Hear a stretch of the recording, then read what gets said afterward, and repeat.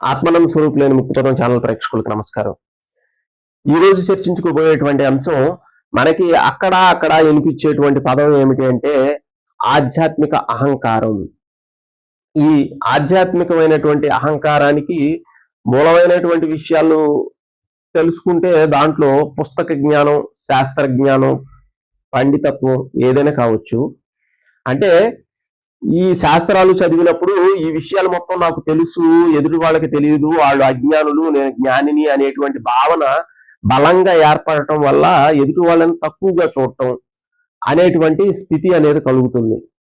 యాక్చువల్గా ఈ ఈ విషయానికి సంబంధించి జ్ఞాని అజ్ఞాని అనేటువంటి కాన్సెప్ట్ల గురించి ఇంతకుముందు విషయాల్లో చెప్పడం జరిగింది. అంటే మహాత్ములు ఏంటంటే ఒక లైన్ లో చెప్పేసి దాని గురించి వదిలేశారు. అలాగా చెప్పి మనం విడమరిచి చెప్పుకుంటే చాలా చాలా అర్థాలు ఉంటాయి. దాని గురించి ఒక బుక్కే రాయొచ్చు.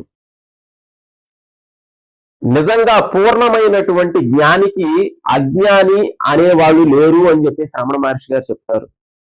ఎందుకంటే ఉన్నది ఒకటే, అదే జ్ఞానం అనేటువంటిది జ్ఞాని యొక్క అనుభవం. అయితే ఇది అది చెప్తారు కదా. అంటే మనకి సంబంధించి ద్రోణాచార్యులు మన ధర్మరాజుని ఇంకా దుర్యోధనుణ్ణి కూడా ఒక ఊర్లోకి పంపించి ధర్మరాజునేమో ఊర్లో ఎంతమంది చెడ్డోళ్ళు ఉన్నారో, ఎలాంటి వాళ్ళు దుర్మార్గులు ఉన్నారో ఒకసారి చూసిరా అని చెప్పేసి ధర్మరాజుని పంపిస్తారు. దుర్యోధనుడిని ఊర్లో ఎంతమంది మంచి వాళ్ళు ఉన్నారో చూసిరా అని చెప్పేసి దుర్యోధనుడిని పంపిస్తారు. ధర్మరాజు వెళ్ళొచ్చి మొత్తం చూసొచ్చి చెప్పిన విషయం ఏంటంటే ఊర్లో ఉన్న వాళ్ళందరూ మంచి వాళ్లే, ఎవరో కూడా చెడ్డవాళ్ళు లేరు.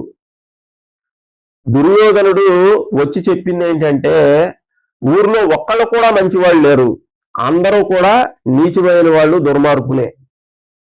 ఇప్పుడు ఎక్కడ ఉంది విషయం అంటే ఇక్కడ ఉంది.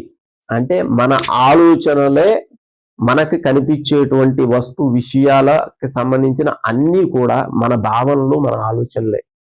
ఇది నిజంగా ఇది పవిత్రంగా ఉండి, ఇది జ్ఞానవంతంగా ఉండి, పూర్ణమైనటువంటి జ్ఞానం, ఆత్మజ్ఞానానికి సంబంధించిన స్ఫురణ కలిగినటువంటి వాళ్ళకి అజ్ఞాని అనేవాళ్ళు లేరు.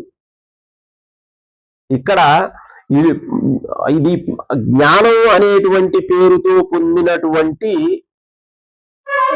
పుస్తక జ్ఞానం కావచ్చు, ఏదైనా శాస్త్ర జ్ఞానం కావచ్చు, ఇదే అజ్ఞానానికి కారణమవుతుంది. అంటే అహంకారానికి కారణమవుతుందా? అహంకారమే కదా అజ్ఞానం అంటే పూర్ణంగా. కాబట్టి అజ్ఞానానికి కారణం ఇక్కడ జ్ఞానమే అవుతుంది. అంటే మనం తెలుసుకున్నటువంటి విషయం గొప్పది, ఇది నాకే తెలుసు, బయట వాళ్ళకి తెలియదు అనేటువంటి భావనల వల్ల మళ్ళీ అదే అజ్ఞానంలో పడి దాంట్లోనే కొట్టుమిట్టాడుకుంటే ఇది ఈ స్థితి నుంచి దాటి వెళ్ళటానికి మళ్ళీ ఎన్ని జన్మలు పడుతుందో, ఎన్ని సంవత్సరాలు పడుతుందో ఏంటో ఎవరికి తెలియదు. అది వాళ్ళు ఎంతగా దాంట్లో కూరుకుపోయి, నేను అనే అహంకారంలో ఎంతగా కూరుకుపోయి ఉంటే అంత మనకి బయటపడటం అనేది చాలా కష్టమవుతుంది. కాబట్టి ఉన్నది ఒకటే జ్ఞానం. ఆ జ్ఞానాన్ని తెలుసుకున్న తర్వాత అసలు అజ్ఞానం అనేది లేదు, అజ్ఞాని అనేవాడు లేడు.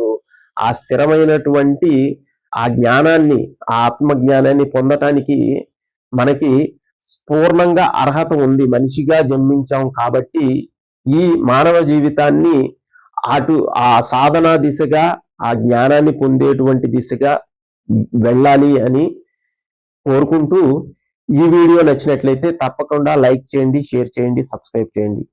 సర్వే జనా సుఖినో భవంతు.